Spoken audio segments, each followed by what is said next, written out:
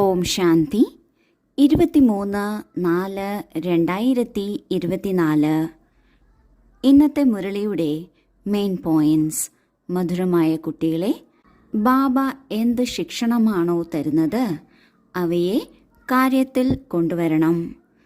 നിങ്ങൾ പ്രതിജ്ഞ ചെയ്ത് അതിൽ നിന്നും പിന്മാറരുത്. ആജ്ഞ ലംഘിക്കരുത്. ബാബ നമ്മൾ ആത്മാക്കളുടെ എല്ലാം പിതാവാണ്. 3 കാലങ്ങളെക്കുറിച്ചും അറിയുന്നവനാണ്. കർമ്മത്തിൻ്റെ ഗഹനഗതിയെക്കുറിച്ചും അറിവുള്ളവനാണ്. അങ്ങനെയുള്ള ബാബ നമ്മൾക്ക് എന്ത് ശിക്ഷണം തരുന്നുവോ അതിൽ മംഗളം മാത്രമേ അടങ്ങിയിട്ടുള്ളൂ. അതിനാൽ എന്താണോ ശിക്ഷണം ലഭിക്കുന്നത് അത് തീർച്ചയായും നമ്മുടെ പ്രവൃത്തിയിൽ കൊണ്ടുവരണം. ബാബ സൃഷ്ടിയിൽ വരുന്നത് വിശ്വപരിവർത്തനത്തിനാണ്.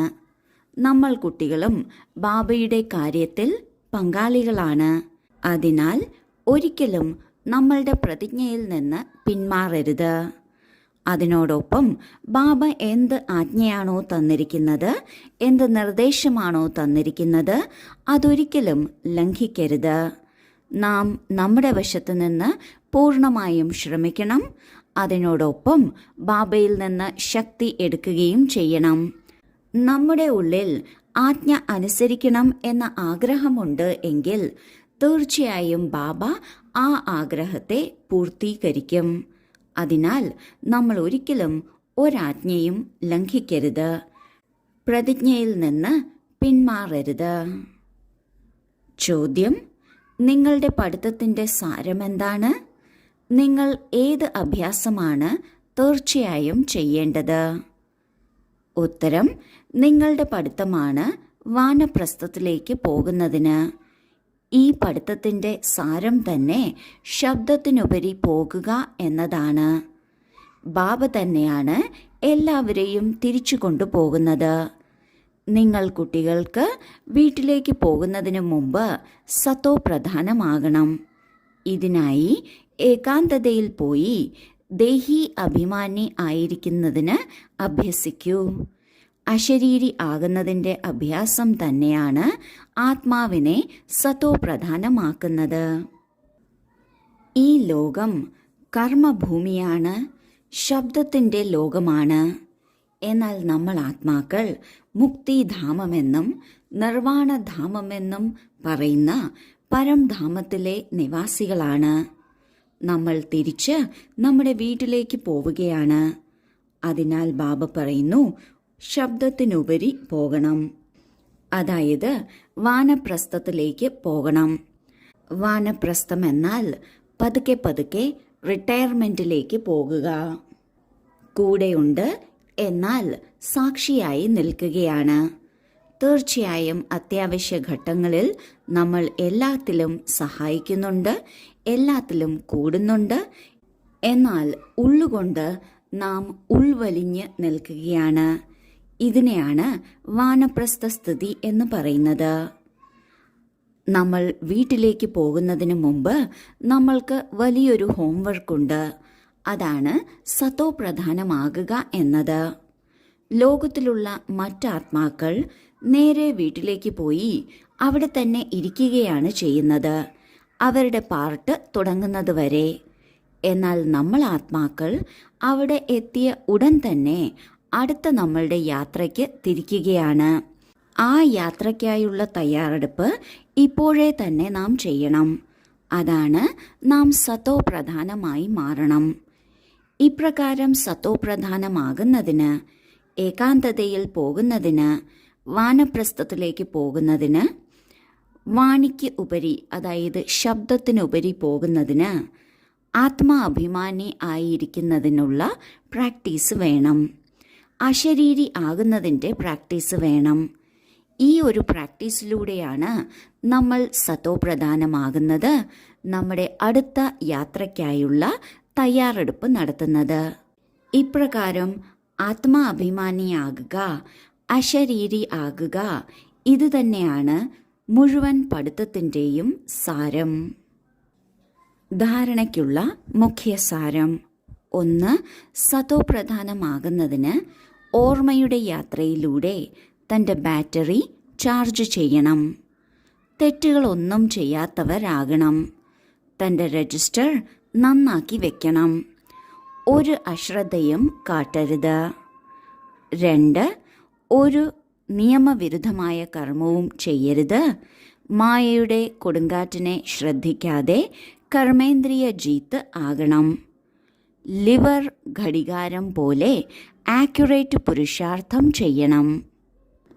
ആദ്യത്തെ പോയിന്റിൽ ബാബ പറയുന്നു, നമ്മൾ നമ്മളുടെ രജിസ്റ്റർ വളരെ നന്നാക്കി വെക്കണം. ഇതിനായി ദിവസേന ചാർട്ട് ചെക്ക് ചെയ്യണം.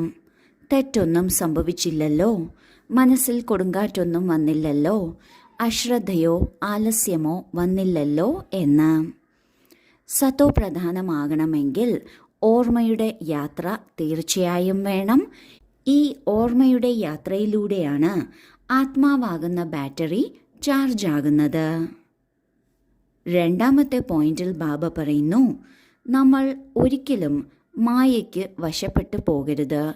മായയുടെ കൊടുങ്കാറ്റ് ധാരാളം വരും, പക്ഷെ അവയൊന്നും കർമ്മേന്ദ്രിയങ്ങളിലൂടെ നാം ചെയ്യരുത്. ഇപ്രകാരം കർമ്മേന്ദ്രിയങ്ങളെ ജയിച്ചവരാകണം. ഒരു നിയമവിരുദ്ധമായ കർമ്മവും ചെയ്യരുത്.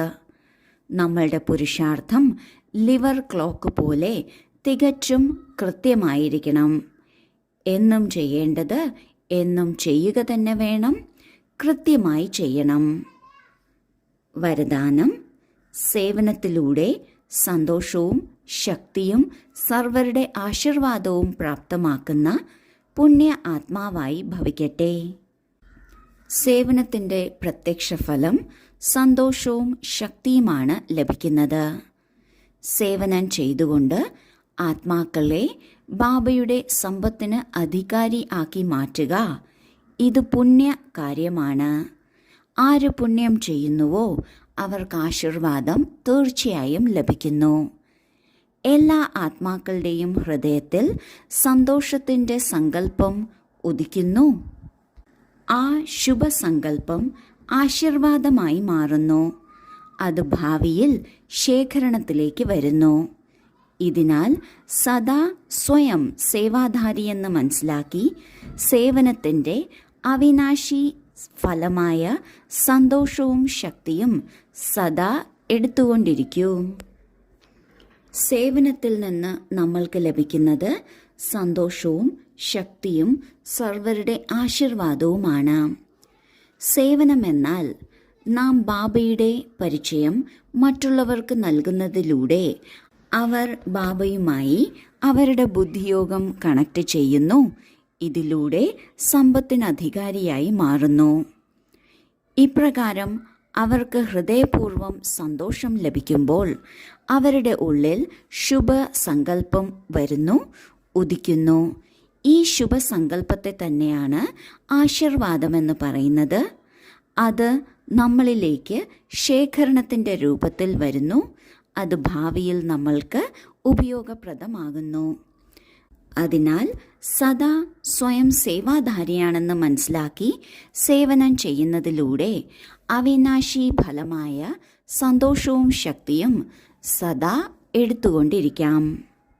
സ്ലോഗൻ: മനസ്സിൻ്റെയും വാക്കുകളുടെയും ശക്തിയിലൂടെ വിഘ്നത്തിൻ്റെ തിരശ്ശീല മാറ്റുകയാണെങ്കിൽ ഉള്ളിൽ മംഗളത്തിൻ്റെ ദൃശ്യം കാണപ്പെടും. നമ്മൾ ആത്മാക്കളുടെ മുന്നിൽ എന്ത് വിഘ്നം വന്നാലും അത് നല്ലതിനു വേണ്ടി വരികയാണ്. അതിൽ മംഗളം മാത്രമേ അടങ്ങിയിട്ടുള്ളൂ. പക്ഷെ പുറമേന്ന് വിഘ്നരൂപമായിരിക്കാം. നമ്മൾ ചെയ്യേണ്ടത് ആ വിഘ്നരൂപമാകുന്ന തിരശ്ശീല മാറ്റി അതിനുള്ളിലെ മംഗളദൃശ്യം വീക്ഷിക്കുക എന്നതാണ്. ഇതിനായി മനസ്സിൻ്റെയും വാക്കുകളുടെയും ശക്തി ഉപയോഗിക്കുന്നതിലൂടെ നമ്മൾക്ക് തിരശ്ശീല മാറ്റി ആ മംഗളദൃശ്യം കാണാൻ സാധിക്കും. ഓം ശാന്തി.